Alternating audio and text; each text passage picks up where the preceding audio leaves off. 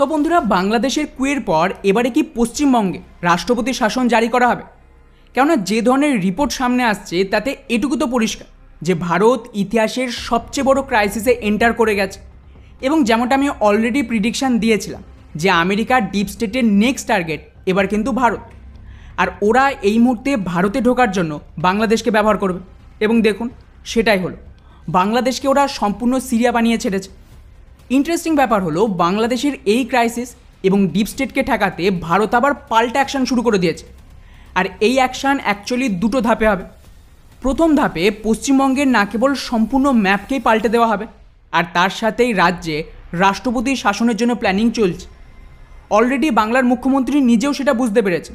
আর যদি আপনারা closely BJP আর তৃণমূলের পলিটিক্সকে ফলো করেন তাহলেই বুঝতে পারবেন মুখ্যমন্ত্রী মমতা ব্যানার্জির প্রত্যেকটা স্টেটমেন্ট খুবই ক্যালকুলেট হয় পলিটিক্সের ক্ষেত্রে, তাতে সেটা আপনার পছন্দ হোক বা না হোক। আর এই সেম হলো বিজেপির টপ লিডারশিপদের, স্পেশালি প্রধানমন্ত্রী মোদি আর গৃহমন্ত্রী অমিত শাহ। দ্বিতীয় অ্যাকশন যেটা হবে সেটা হবে বাংলাদেশে। এই মুহূর্তে যা হয়েছে সেটা কিন্তু কোনো রিজিম চেঞ্জ নয়, এবং এই দাঙ্গা কোনো সরকার ঠেকাতে পারবেন আর না কোনো স্টেবল সরকার আগামী কয়েক দশকে আসতে পারবে। বাংলাদেশ অ্যাকচুয়ালি এই রিজিয়নে সিরিয়ার ইরাকের মতন দেশের ভূমিকা পালন করবে, যেখানে আমেরিকা থেকে শুরু করে চীন হোক বা রাশিয়া, সব দেশের একটা পাওয়ার স্ট্রাগল চলবে এবং সব দেশ নিজের মতন করে বাংলাদেশের ক্রাইসিসকে ব্যবহার করবে ভারতের সাথে ডিল করার জন্য। আর স্বাভাবিকভাবে যেভাবে ইরাক সিরিয়া থেকে আইসিস তৈরি হয়েছিল, বাংলাদেশ থেকে আরও মারাত্মক কিছু তৈরি হবে। তাই আজকের এই ভিডিওতে আমরা পুরো অ্যানালাইসিস করব যে ভারত সরকার কী অ্যাকশান নিচ্ছে, বাংলার ভবিষ্যৎ কী, এবং কিভাবে আমেরিকার ডিপ স্টেট এই পুরো রিজিয়নকে এক ঝটকায় যুদ্ধের ময়দানে পরিণত করল। ডেফিনেটলি একটু বড় ভিডিও হবে, ধৈর্য ধরে দেখবেন, তা না হলে কিন্তু পুরোটা বুঝতে পারবেন না যে পশ্চিমবাংলায় কী হতে চলেছে। তবে তার আগে অবশ্যই আমাদের চ্যানেলটিকে সাবস্ক্রাইব করে আমাদেরকে সাপোর্টও করবেন। তো বন্ধুরা, আপনারা যারা আমার চ্যানেলের পুরনো ভিউয়ার তারা তো অলরেডি এটা জানবেন, আমি গত বছর থেকেই একাধিক ভিডিওতে এই প্রিডিকশান দিয়েছিলাম যে আমেরিকার ডিপ স্টেট, বা বলা ভালো এই গ্লোবাল ডিপ স্টেট, যারা গোটা বিশ্বকে কন্ট্রোল করছে লাস্ট 300 থেকে 350 বছর ধরে, তো তাদের কিন্তু সময় হয়ে গেছে পশ্চিমা দেশ ছেড়ে ভারতে এন্টার করার জন্য। আর হ্যাঁ, এখানে আপনারা যারা ডিপ স্টেট কি জানেন না তাদের জন্য একটু বলে রাখি যে ডিপ স্টেট হলো বেসিক্যালি খুবই ধনী কিছু কোম্পানি এবং ইহুদি ফ্যামিলির সংগঠন। ব্রিটিশদের ভারত দখলের পর যে $45 ট্রিলিয়ন লুট হয়েছিল সেখান থেকে এদের উৎপত্তি হয়। আর এরা কতটা ধনী তার আইডিয়া তো আপনি এর থেকেই পেয়ে যাবেন, যে এদের এক একটা ফ্যামিলি বা কোম্পানির যে টোটাল অ্যাসেট কোথাও কোথাও ভারতের মতন দেশের ইকোনমির সমান, কিন্তু তাও বিশ্বের টপ ধনীদের লিস্টে এদের নাম পাবেন না। উদাহরণ হিসেবে black rock, JP Morgan, Rothschild, ইহুদি পরিবার এবং এই ধরনের প্রচুর নাম রয়েছে। যাই হোক, ব্যাক টু দ্য টপিক। এখানে বেসিক্যালি কী হয়, এদের ইনকামের একটাই রাস্তা, সেটা হলো যুদ্ধ লড়া বা কোনো দেশকে সম্পূর্ণ লুট করা। আর এইভাবেই কিন্তু ওরা 1970 সাল থেকে ডলারকে গোটা বিশ্বের রিজার্ভ কারেন্সি বানিয়ে গোটা বিশ্বের যুদ্ধে লড়ে চালাচ্ছিল। কিন্তু এখন আমেরিকার ক্ষমতা শেষ, $45 ট্রিলিয়ন লোন রয়েছে, ওদের সমাজ ব্যবস্থা ভেঙে দিয়েছে এবং পশ্চিমা বিশ্ব যে কোনো মুহূর্তে কোল্যাপস করবে। ফলে ওরা আমেরিকা ছেড়ে একটা নতুন দেশে ঢুকবে, যেটা হলো ভারত। সেম কাজ ওরা কিন্তু দ্বিতীয় বিশ্বযুদ্ধের পর ব্রিটেনের সাথে করেছিল। আর এখান থেকেই শুরু হয় বাংলাদেশের ক্রাইসিস। ওরা চাইছে যেভাবে আমেরিকাতে সরকার জারি হোক, সিদ্ধান্ত কিন্তু এই ডিপ স্টেটের হয়, সেম ভারত করুক। এখন ভারত সরকার তো ওদের এন্ট্রি দিতে নারাজ। ভারতের দাবি ওদের বিজনেস, ইনভেস্টমেন্ট সবটাই আসবে, কিন্তু কন্ট্রোল ভারতীয় সিস্টেমের হাতেই থাকবে। আর এটাকে নিয়েই মূল সমস্যা, এবং ওরা ভারতে ওদের মতন সরকার চাইছে। এই কারণে কখনো কাশ্মীর ইস্যু, কখনো খালিস্তানি ইস্যু, মণিপুরের দাঙ্গা এবং কৃষক আন্দোলন, এই সমস্ত করিয়ে সরকারের সাথে একটা নেগোসিয়েশন করছে। এখানে কিন্তু ওরা খুব একটা সফলতা পায়নি, তাই ওরা এখন টার্গেট করেছে বাংলাদেশকে। বাংলাদেশ ভারতের স্পিয়ার অফ ইনফ্লুয়েন্সে আসে, আর যদি বাংলাদেশকে সম্পূর্ণ ডিস্টেবল করা যায় তাহলে কিন্তু রিফিউজি ক্রাইসিস হবে, র্যাডিক্যাল পপুলেশনকে কাজে লাগিয়ে এই পুরো রিজনে একটা কেওস তৈরি হবে, যেমনটা ওরা সিরিয়া আর ইরাকে করেছিল এবং ইউরোপে এই মুহূর্তে করছে। এই কারণেই আমেরিকার ইন্টেলিজেন্স এজেন্সি, যাদেরকে সাপোর্ট দিয়েছিল পাকিস্তানের আইএসআই, বাংলাদেশের জেহাদি সংগঠন আর ওদের যে বিরোধী দল, তাদের সাথে মিলে এই পুরো ক্রাইসিসের প্ল্যান করে। আর স্বাভাবিকভাবে এত বড় পপুলেশনকে রাস্তায় আনার জন্য কিছু তো দরকার, তো সেটা ছিল এই কোটা আন্দোলন। এখানে সবচেয়ে বড় ব্লান্ডার করে শেখ হাসিনা নিজে। ভারত শেখ হাসিনাকে দুটো প্ল্যান দিয়েছিল। একটা হলো ইলেকশনের আগে ভারত আমেরিকাকে ঠেকিয়ে দেয়, এবং ওদের যে অপোজিশন পার্টি ছিল তাদেরকে ইলেকশনে অংশ নেওয়ার রাস্তা দিতে পারে, কিন্তু শেখ হাসিনা মানেনি।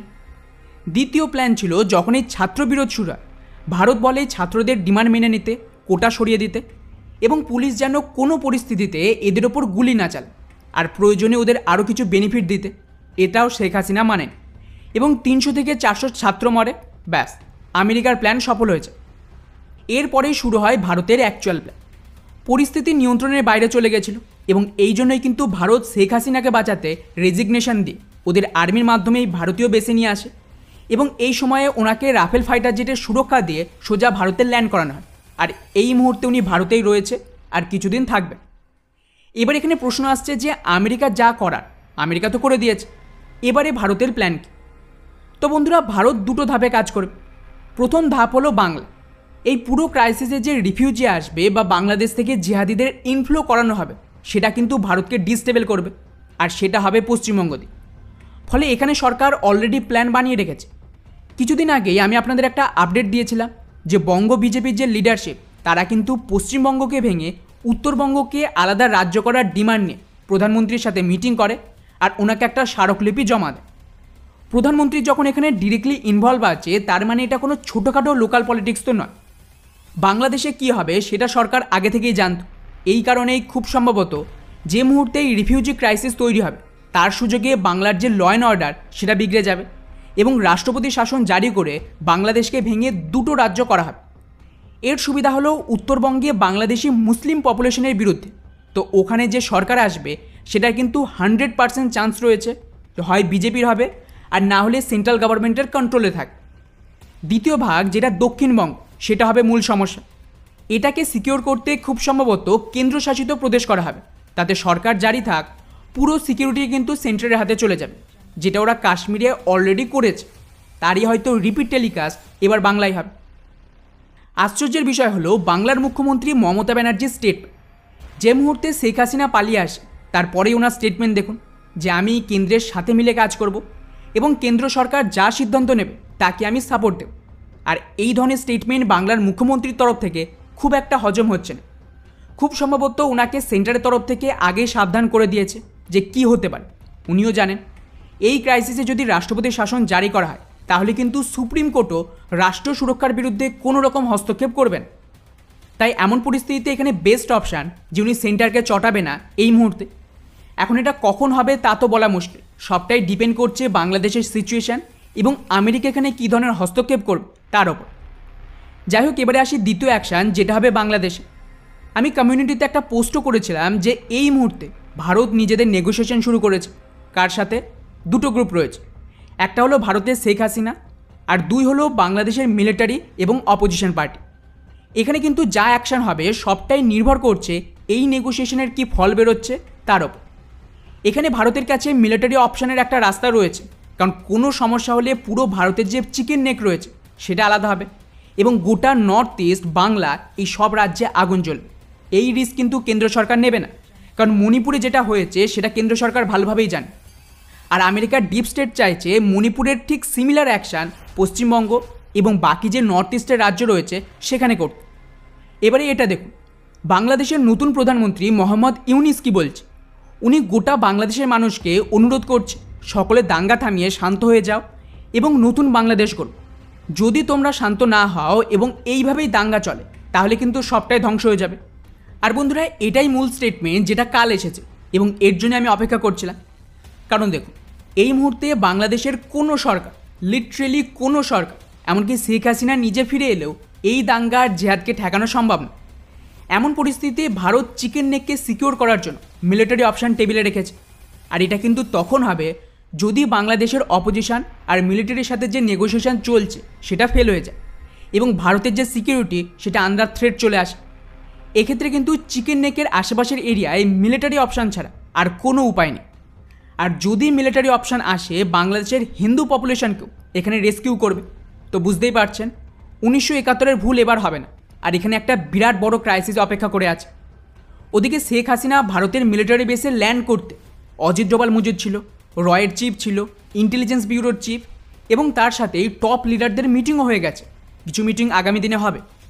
বাংলাদেশে ব্যাকডোর নেগোসিয়েশন চলছে, খুব তাড়াতাড়ি বাংলাদেশের নতুন সরকার এই ধরনের স্টেটমেন্ট দেবে যে আমরা ভারতের সাথে ভালো সম্পর্ক চাইছি এবং কোনো রকম শত্রুতা চাইছি না। কিন্তু আমার পার্সোনালি মনে হয় না যে তাতে খুব একটা লাভ হবে, কারণ এই নতুন সরকারের হাতে পুরো ক্ষমতা নেই এবং ওরা গ্রাউন্ডে কন্ট্রোল করতে পারবেন। ফলে এখানে কিন্তু পুরো নজর রয়েছে কেন্দ্র সরকারের নেক্সট অ্যাকশনের ওপর। আমি এর ওপর যখনই কোনো নতুন আপডেট পাবো সবার আগে আপনাদের জানিয়ে দেবো। যেভাবে বাংলাদেশ, ইসরায়েল আর ইরানের ক্রাইসিসকে নিয়ে প্রিডিকশান দিয়েছিলাম সবকটাই সঠিক হয়েছে। এখন আমি অপেক্ষা করছি যে সরকারের কিছু আপডেট এবং মুখ্যমন্ত্রী মমতা ব্যানার্জির তরফ থেকে কী রিয়াকশন আসে তার জন্য। তারপরেই আমি বাকিটা বলতে পারবো যে এখানে ভারত কোন অপশানকে চুজ করছে।